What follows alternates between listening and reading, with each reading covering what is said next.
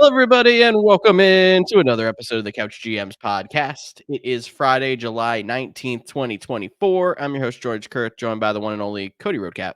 Cody, how you feeling here? July training camp getting started? Yeah, man. Teams are back. Players are on the football field. Not quite in pads yet for those that are playing in the Hall of Fame game or like the Kansas City Chiefs who are kicking off the season against the Ravens. But players are back in the facility. We're starting to get people on PUP lists, which sucks, but at least we're starting to get football back into the daily grind. I know I've been firing up a lot more podcasts, and hopefully you guys are checking out more football podcasts. And if you are, make sure you like ours. I love that plug. That was fantastic, Cody. And as well as following us wherever you get your podcasts, or if you're listening to us on YouTube, make sure you follow us on our social media channels as well: Facebook, Twitter, Instagram, TikTok at the Couch GMs to get even more than you get from the show here. And as always, feel free to DM us on those platforms with any questions you have, and we'll just address them here on the show. All right, Cody, a lot to talk about as we're getting started. Why don't we sit back, relax, and chat?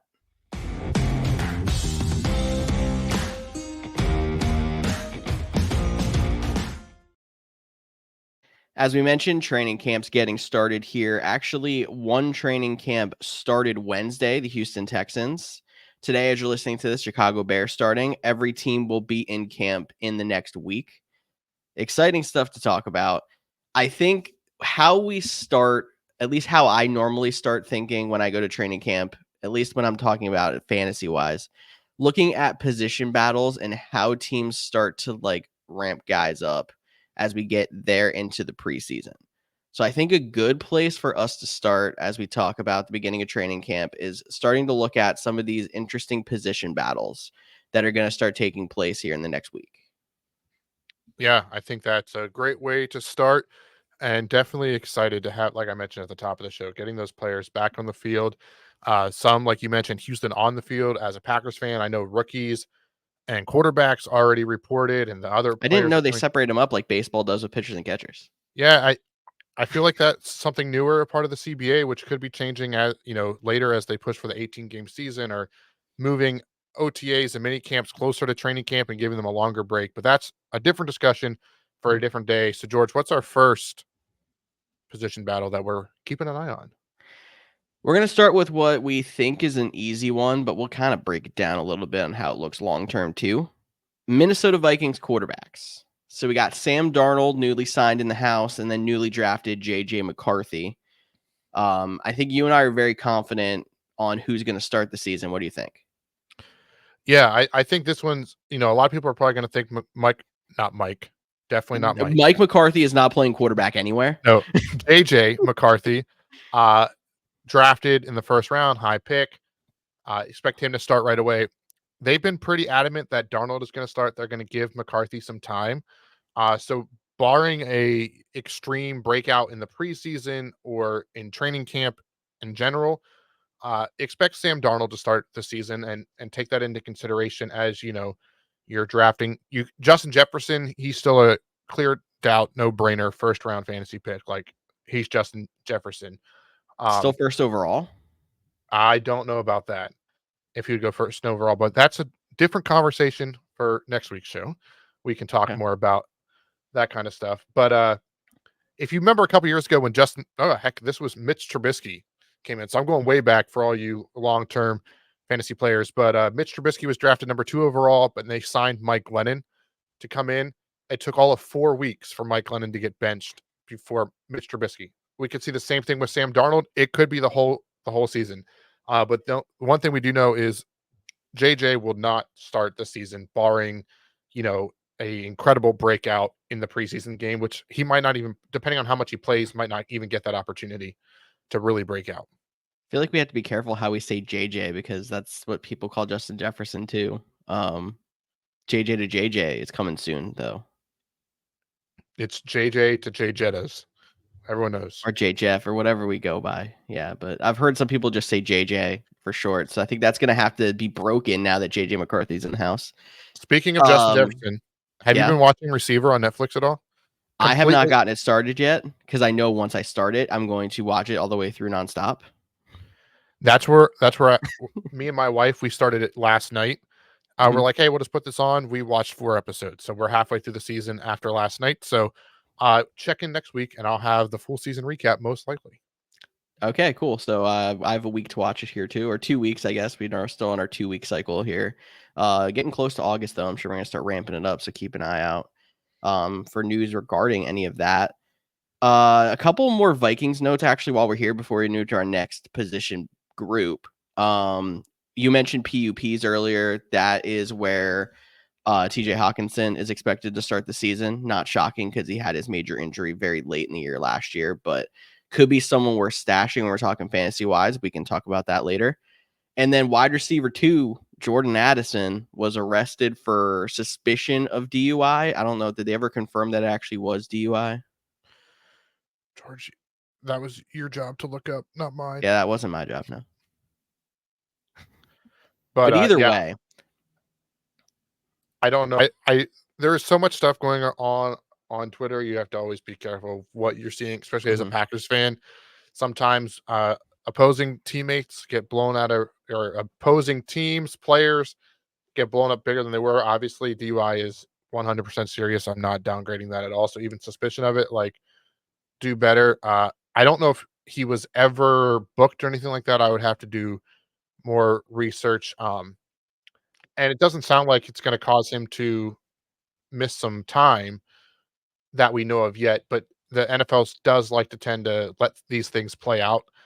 The good news, though, if there is such thing as a good news in a potential DUI case, is that no one was injured. yeah, things go down very quickly if that does happen. So yeah, thankfully for that, for anybody that was around, nothing happened. But something to keep an eye on just in case something escalates from it. I think let's move on to, You know what? Real quick before we move on, just because I uh-huh. just thought of it, and we're Okay. talking about the Vikings and DUI. Just want to give condolences to the Kyrie Jackson. I don't know if you heard about this. The rookie for the Minnesota Vikings was a victim of a DUI. Him and 2 other, some were college, but 2 other athletes lost their lives to drinking and driving. So that's why these accusations need to be taken seriously and never get behind the wheel if you've been drinking. That is a PSA from the Couch GMs and Cody Roadcap. But yeah, no, thoughts out to his Vikings teammates and his family. I did hear that come through last week. So thank you for bringing that one up. It's good that we talk about that. Why don't we move on to what is probably the biggest group of players that we're going to talk about?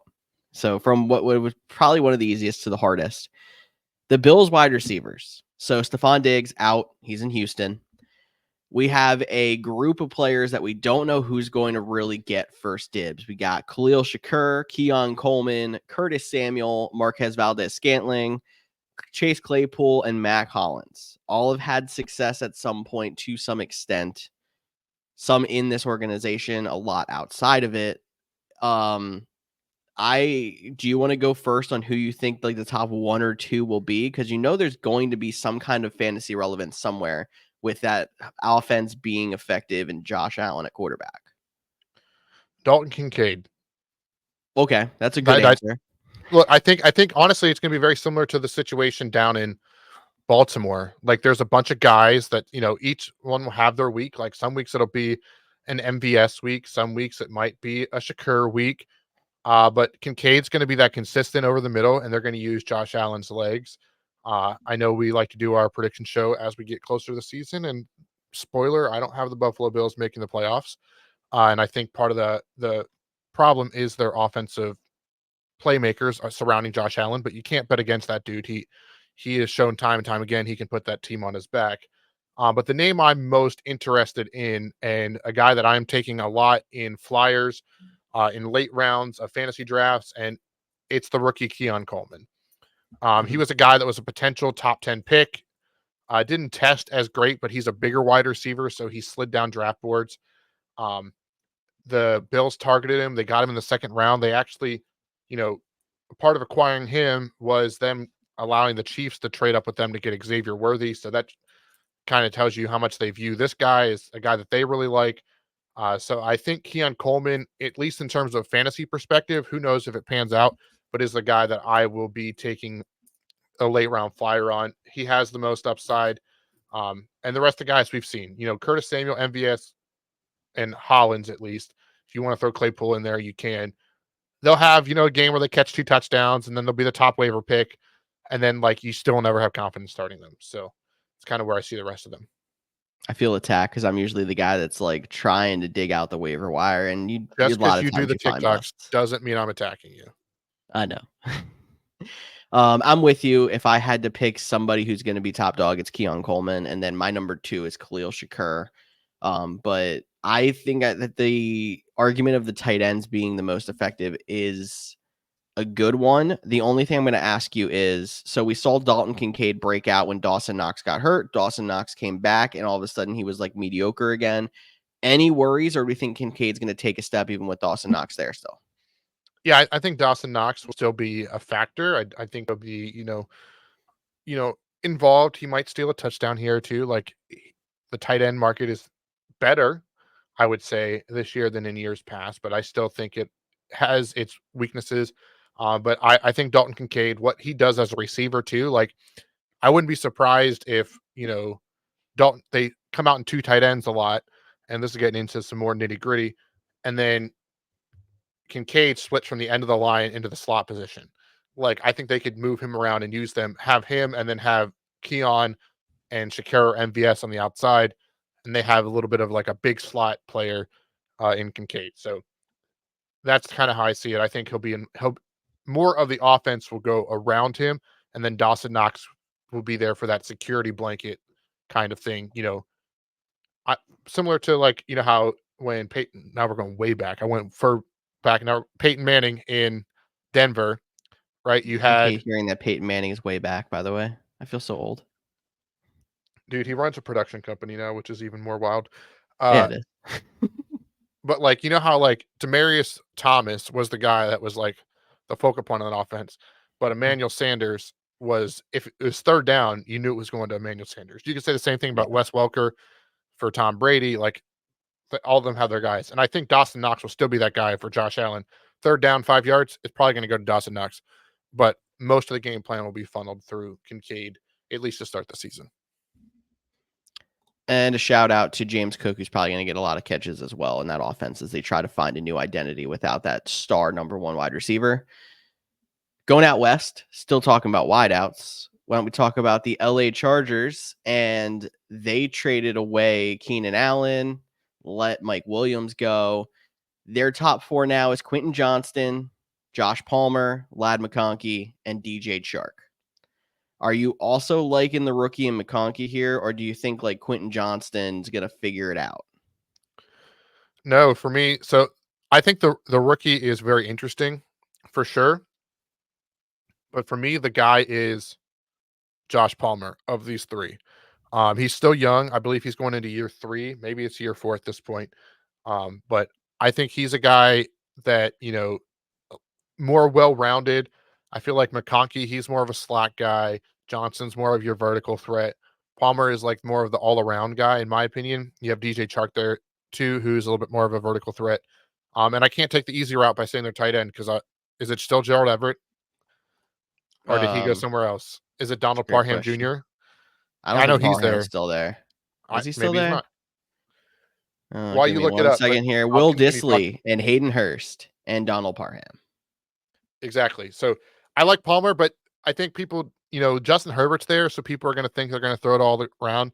But when this team desperately need a wide receiver, they still spent their 5th-round pick on an offensive lineman with guys like Roma Dunze, Malik Neighbors sitting there. So this tells you that they're going to be running the ball. I know they're not on the list here, but the running back situation between J.K. Dobbins and Gus Edwards is another conversation we could have. And I think they're going to be more of a committee, and it's going to be more of a run-first team, and then Justin Herbert on third down. So really don't know how many valuable options in terms of pass catchers from Justin Herbert, which is a crazy statement to say in July after, what we've seen. But I just don't know if he's going to put up the 4,000, 5,000 passing yards.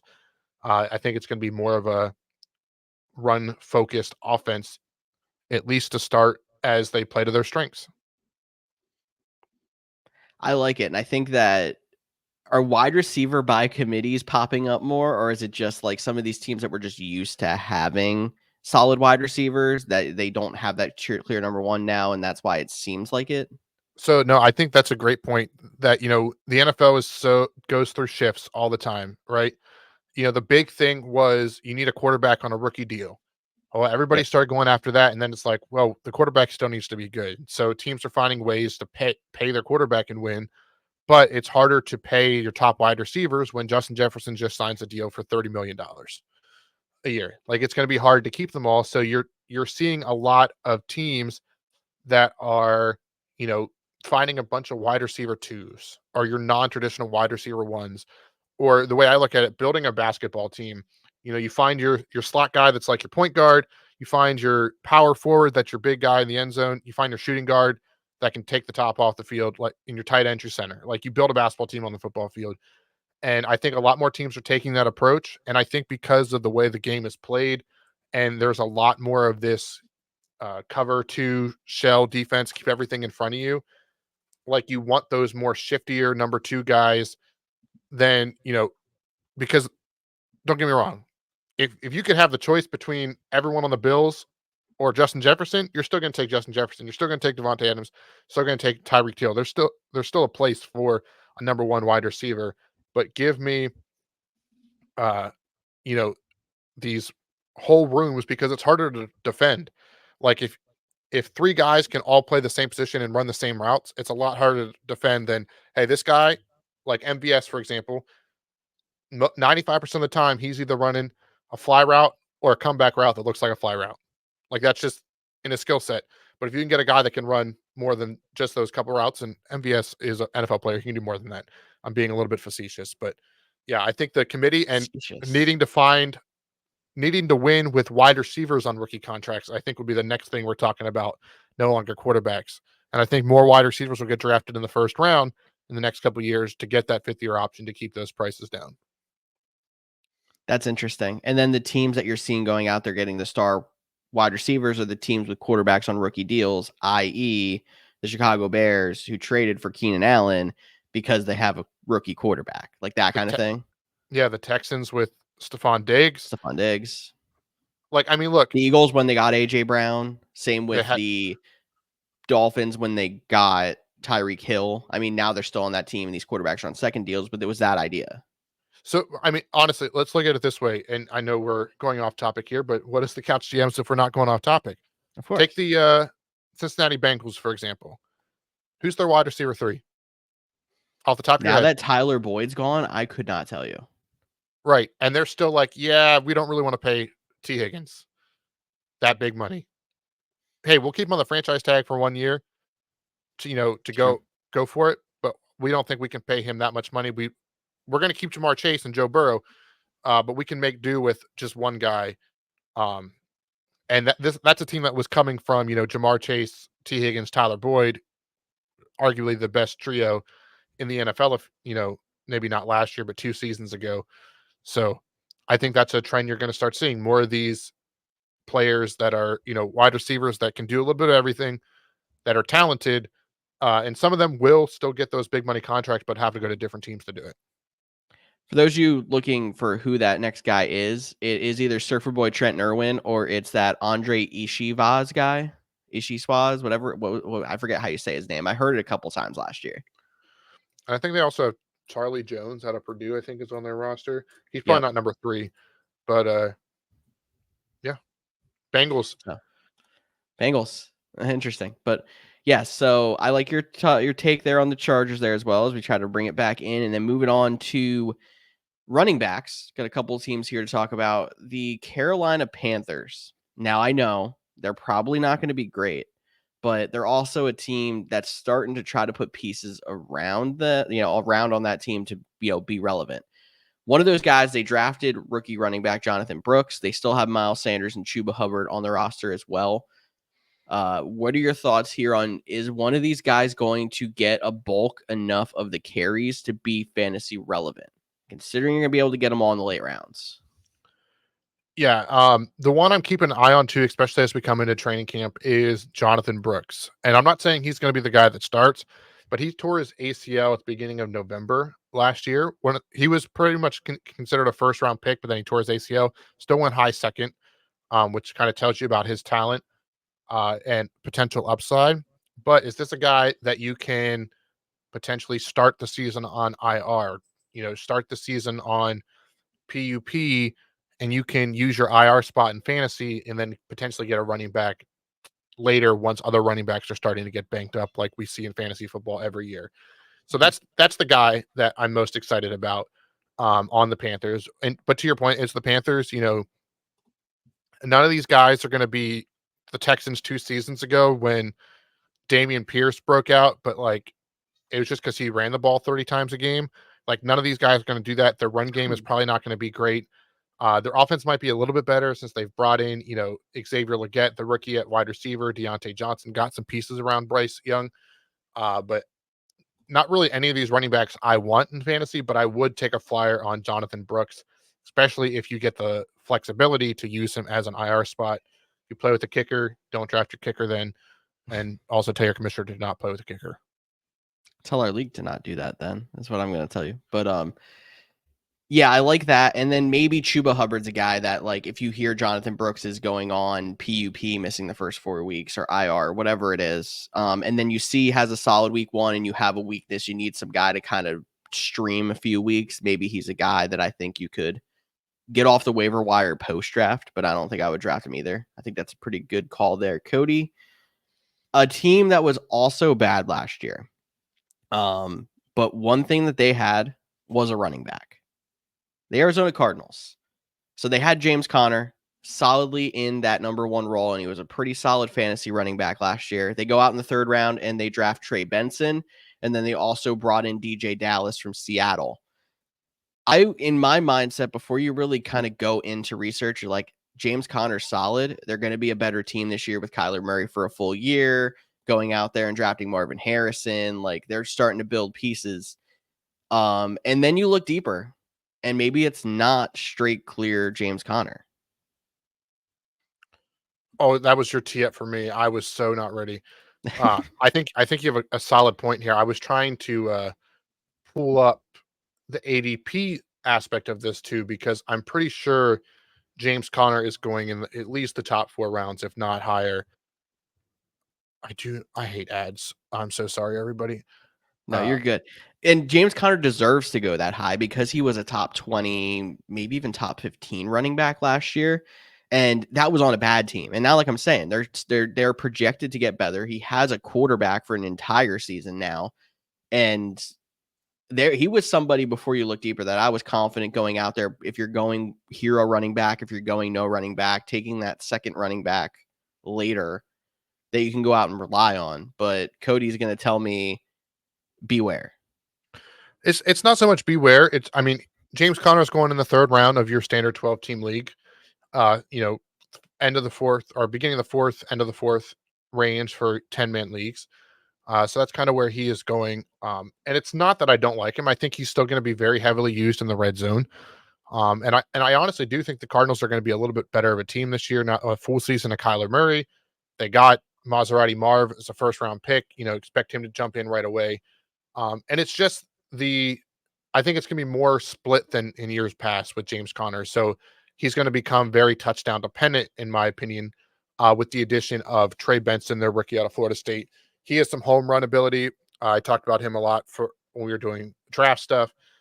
He was a guy, some people considered him the top running back in the draft. Wasn't a great running back draft, to be completely honest, this year. But he's definitely a name to watch. He was the 2nd-round pick for them, I believe. One of their 12 picks in the first 3 rounds, which is crazy in itself. But definitely think Trey Benson could eat into James Conner and slowly overtake. So I don't think it'll be exactly apples to apples because, Jahmyr Gibbs was the guy that they could draft at 12 overall. Trey Benson went 30 picks later. But if you remember at the beginning of last season, there was a lot of hype for Jahmyr Gibbs, but it started out being David Montgomery. Gibbs was going over Montgomery in drafts. Exactly. And it started being Montgomery was like a late round flyer. And then it was David Montgomery. And then about week 12, it slowly transitioned. And I could see a similar path with James Conner. So I'm not saying don't draft him. just know when to trade him. Smart. And then take your late round flyer on Trey Benson, last round pick instead of taking a kicker, that kind of thing. We'll see how that goes as we get closer to the season. We got more quarterbacks to talk about now. Going out to Vegas, I mean, these quarterbacks are not going to be relevant for you in fantasy, but it has an impact on other players around them. Is it Aiden McConnell or Gardner Minshew? I hope it's Gardner Minshew, in all honesty. Just because he's done it. Like, he's the guy that, nothing is flashy, but he gets it done when you need him to get it done. Like, he's not, the Raiders aren't winning anything this year. So give me the guy that, is going to make my fantasy team better. He's the guy that's going to get it to Devontae Adams. He's the guy that's going to get it to Jacoby Myers. He's the guy that's going to get it to Brock Bowers. We saw what the Raiders did with Aiden O'Connell last year, and they turned it around once Antonio Pierce is there. But they brought in Minshew.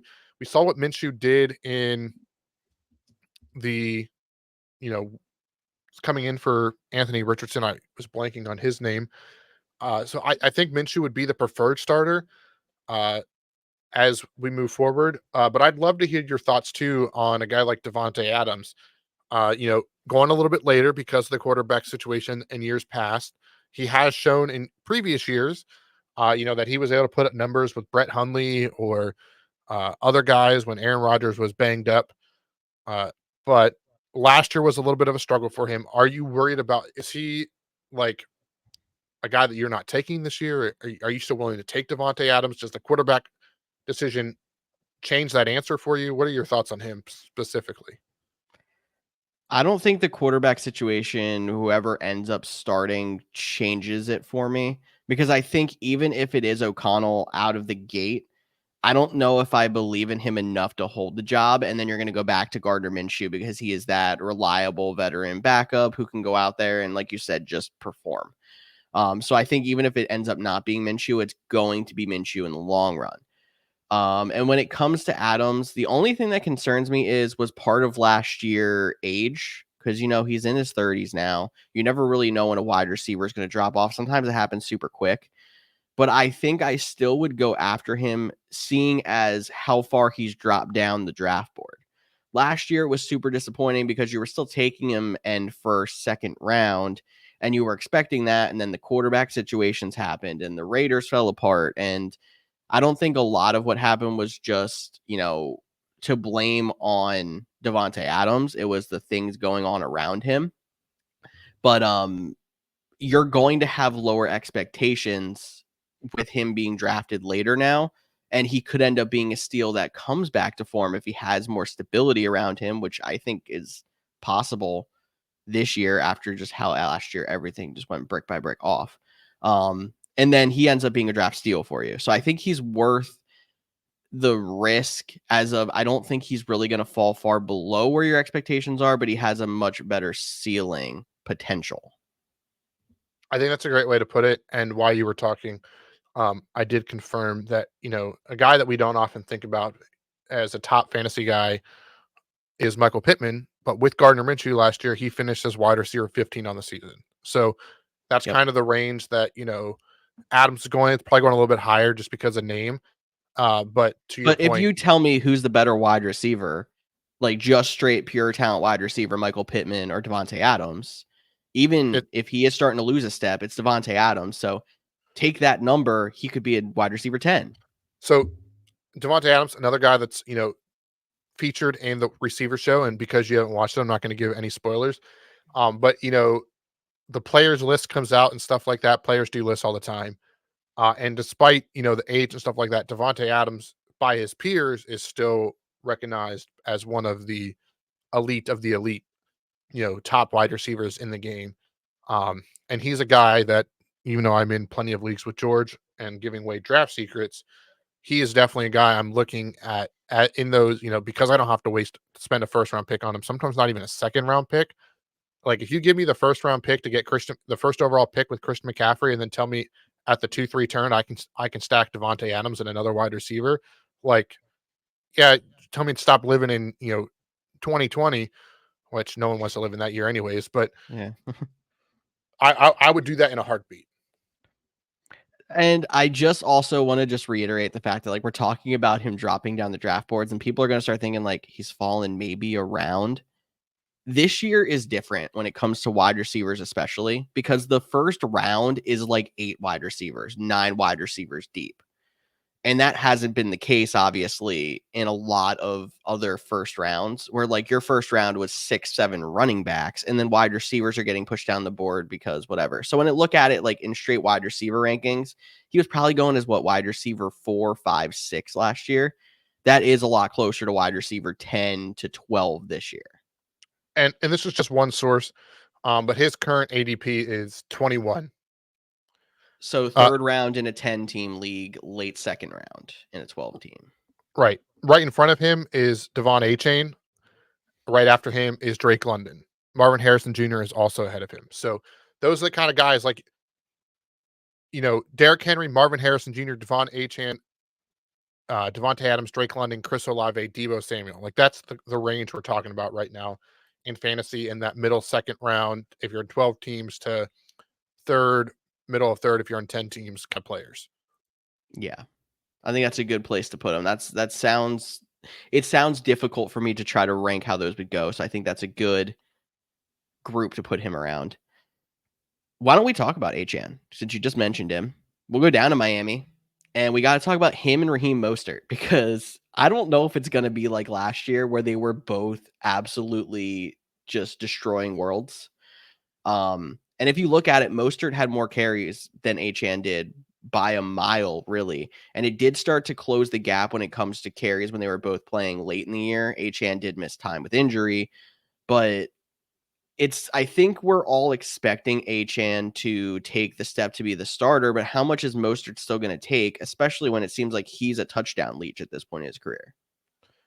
Yeah, that's a very interesting question here. And some people were like, oh, don't forget about the other guys like Jeff Wilson. And they also drafted Jalen Wright, who is a speedy guy out of Tennessee this year. So he's a rookie.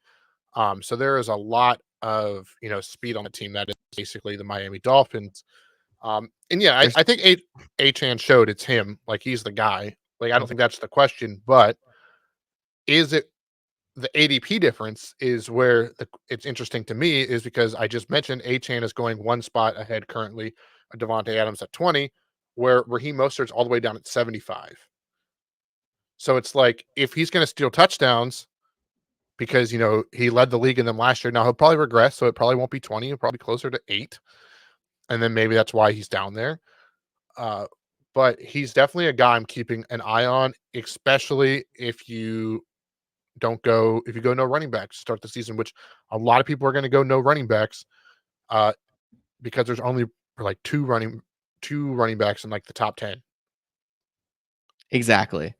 And for anyone that's out there that's going to mention like, oh, Raheem Mostert was only a top 2 running back last year because he scored 20 touchdowns.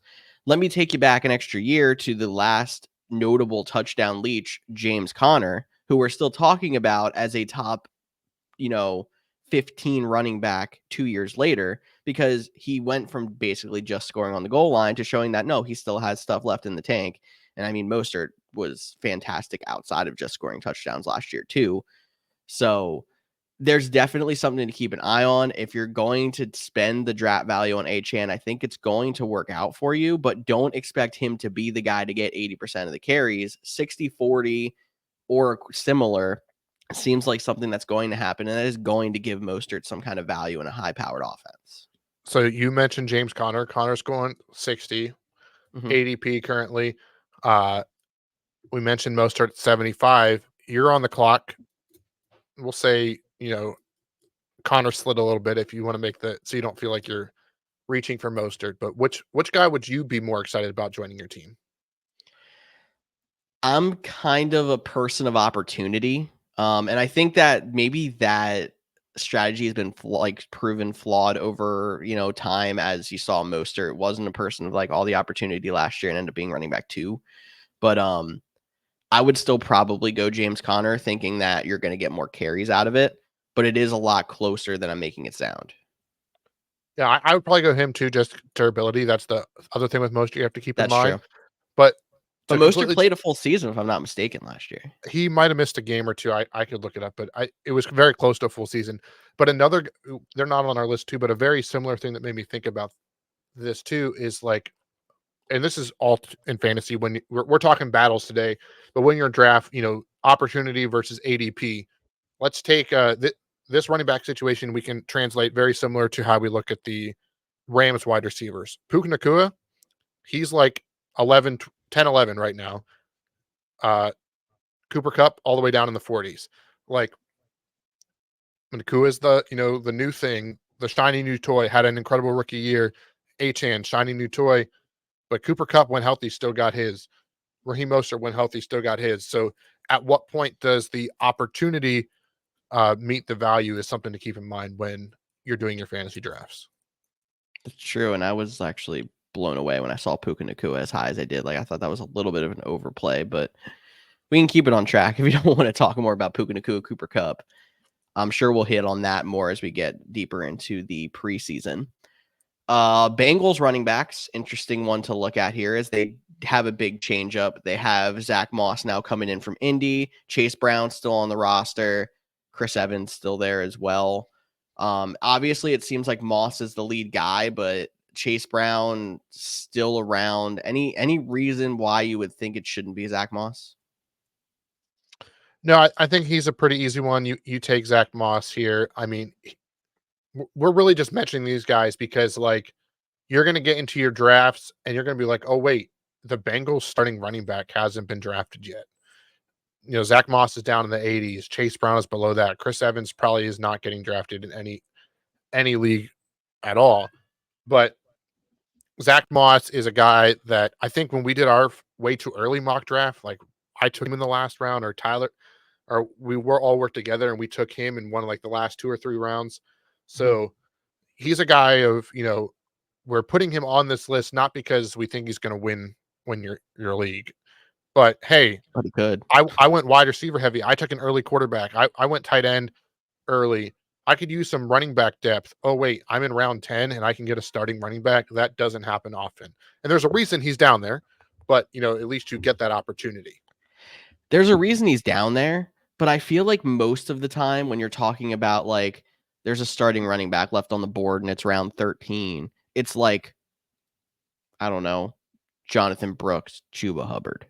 Like bad team, either a rookie that you're like not expecting a lot out of the gate or a veteran that's never really super impressed you. Zach Moss has had flashes and he's on one of the best teams in the AFC. Like the team around him is so good. They're going to have to run the ball some. Like I feel like there's some sort of a floor that justifies going out there and getting him and just being confident he's going to stay the starter, and you just kind of have to bank on that. But you're not really losing a lot if he doesn't because you're drafting him so late. Yeah, I mean, Zach Moss played in 14 games last year and averaged 11 fantasy points per game. So getting that kind of production that Yeah, if you late, get that again, you're super happy in round 10, 12, whatever. 100% agree. Yeah. Cool. One more position battle, and Cody's probably going to go on for the next 40 minutes. So I'm sorry in advance. I'm So kidding. we're skipping the Steelers because I completely missed it because I jumped over. You're right. so, but that's fine. We can skip the Fields Wilson because does it really matter? Not really, and it's most likely Wilson, it sounds like, and Fields is a developmental guy. So there we go. We touched it in 10 And a seconds or kick less. returner, according to the Madden trailer. And a kick returner, probably according to the Steelers, too. Let's be honest. They would do something like that. Yeah, I'm not going to lie. The whole new kickoff thing, putting Justin Fields back there with Cordarrelle Patterson, they could get wild, and that could be a fun, thing to watch. I would enjoy that, actually. I think in these kickoffs in general, I'm going to enjoy because it's another play in a game that normally didn't matter, now does. But that'd be fun. Cool. Okay. If you haven't gotten the point yet, we're going to talk about Packers wide receivers. So top 5 on the depth chart. We got Watson, Dobbs, Jaden Reed, then Dontavian Wicks, and Bo Melton. I think Watson's probably pretty much locked up in on the top, but if Jordan Love has another year like he did last year, we saw there's going to be multiple wide receivers that are going to be relevant at multiple times throughout the year. Tell me who you like the best, or who the Packers seem to like the best from your insider knowledge here. Okay. Well, like I said, if you want to go get a drink or something, just feel free. I can talk about this for a while. The Packers wide receivers, and for me, it's super fascinating to see how this one is going to play out. And I kind of hit on this when we talked about the Bills too. Like, there's going to be weeks for everybody to get their piece of the pie. Some weeks it's going to be Watson. Some weeks it's going to be Dobbs. Some weeks it's going to be Reed. Some weeks it's going to be Wicks. Melton's going to get in there. Musgrave's going to get in there. Kraft's going to get in there. Like, Josh Jacobs is going to have his 3-touchdown week, and Jordan Love only throws for 150 yards. Like, that's just the team. They're going to play the matchups and the strengths. The one thing I do really like about these guys is how versatile and how both of them can play in a lot of different positions. Again, we talked about that with, starting to see wide receiver by committee approach as the price of wide receivers go up. There's a couple names, and I think really how you're going to play the Packers is you're going to pick your guy and you're going to hold on to that like that's the guy, and you're just going to believe in it. And one of them's going to let you down. And I'll kind of just go through each one of them. So Christian Watson, I love Christian Watson. I think he has superstar potential still. He has been dealing with injuries. They spent a good chunk of money and a lot of time this offseason sending him to get like scientifically studied on his hamstrings to find I out that heard his that. one That was hamstring was interesting. like 10% or 15% stronger than the other, causing imbalances, which is why he was pulling them. So he spent the whole offseason trying to get his hamstrings right. And let's be real, when Watson's out there, like over the last couple seasons, some of the biggest games the Packers were in, whether that was Dallas 2 seasons ago in their fourth quarter comeback on his breakout game where he had 3 touchdowns, Thanksgiving where he had a monster game against the Detroit Lions last year, his big game against the Kansas City Chiefs. Like, when the Packers win big games, Christian Watson is involved. So that's a guy that I'm intrigued by for sure. I think he does have the most variance of all the guys. Like, I think he has the lowest floor and the highest ceiling on a week to week basis of each one of these guys. So keep that in mind. Romeo Dobbs. I don't know what to do with Romeo Dobbs. Like, he's a really good wide receiver. He makes some good plays, but I joked about this a couple seasons ago about how Josh Allen said Dawson Knox on his fantasy team. So you had to keep an extra eye on that. Jordan Love was on a podcast either earlier this week or last week, getting my days mixed up. And they asked him to, what's the perfect play? So he got out a whiteboard and he drew out the play. And he was like, at tight end, I want Travis Kelce doing this. At this spot, I want Devontae Adams. At this spot, I want Tyreek Hill. And he goes, at this spot, running the fade, I want Romeo Dobbs. And it was like, hold up, wait a second. One of these things is not like the other. I was like, oh, okay. Well, so he has that chemistry. Like, that's his safety blanket. We talked about Kincaid being Josh Allen's. Well, Romeo Dobbs is Jordan Love's safety blanket. So that's something to keep in. Jaden Reed, top 5 all-time rookie performances from a wide receiver for the Packers. Consistent playmaker. Another guy I think will be high variance. Some games will be 10 catches, some games will be 2, but he's going to be involved. And he's probably the safest pick. I know I just said he's high variance, but he's probably the safest for most consistent points each week. Some That's weeks will be a lot, interesting. but I would say Reed would be the number 1 pick. Dontavian Wicks, one of my favorite players on the team. Literally have his jersey hanging on the wall behind me as I lean over on the right. Check us out on YouTube if you want to see the backwards 13 on your screen. It's forwards here, actually. It's just very Oh, dark. on my screen it looks backwards. Interesting. Anyways, check it out for yourself. YouTube, Couch GMs. Make sure you hit subscribe. Possession guy, extremely good route runner. A lot of high expectations for a 5th round pick. So not often you're going into year 2 of 5th round pick and you're like, hey, this guy has like true long potential. And maybe that's the Packers, fandom. Every player is going to be good on your favorite team. Like, you love him more than the next. But Dontavian Wicks, I think, is a potential sleeper. I picked him up in our dynasty league this past year.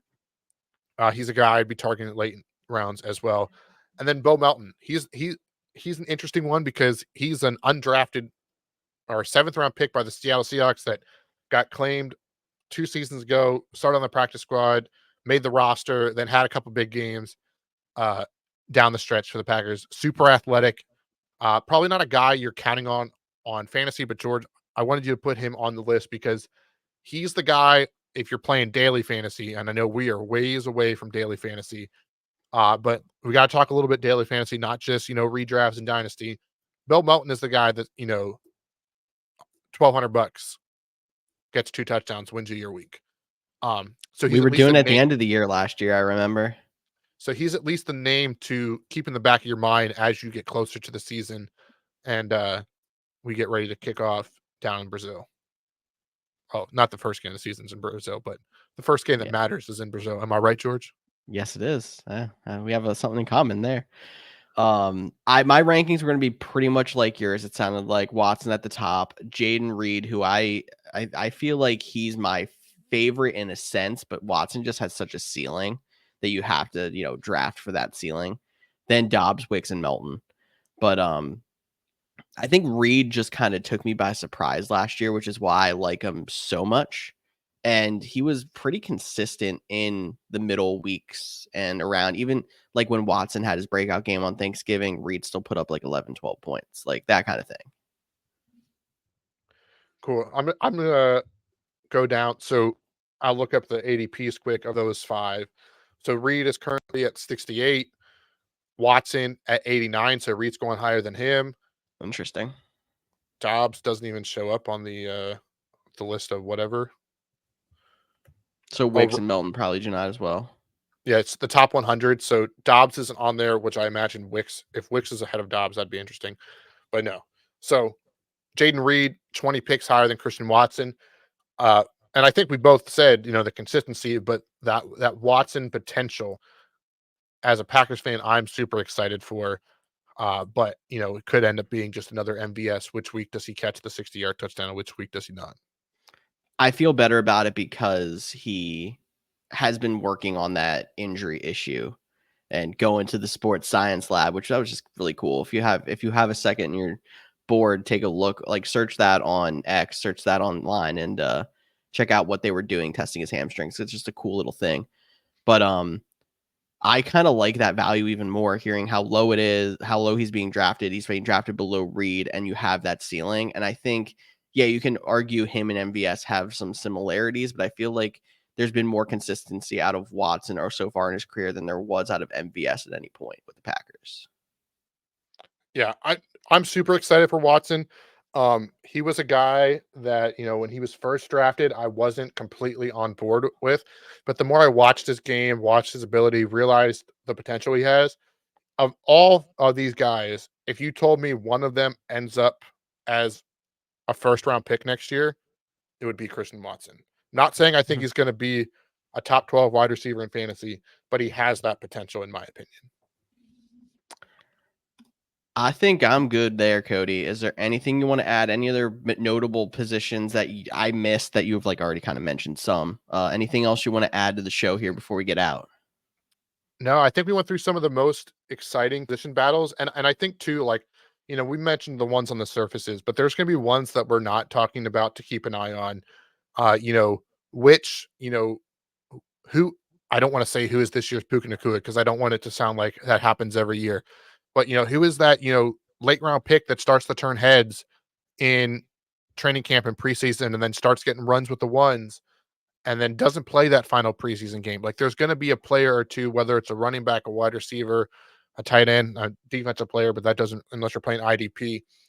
But that's what I would have to say is, definitely keep an eye out on just not your team too, spend the $5 for the NFL Plus for a month, watch the preseason games. I know that some people find them incredibly boring, but just familiarize yourselves with the potential players and the potential names. You don't have to watch the Hall of Fame games. Like they're not going to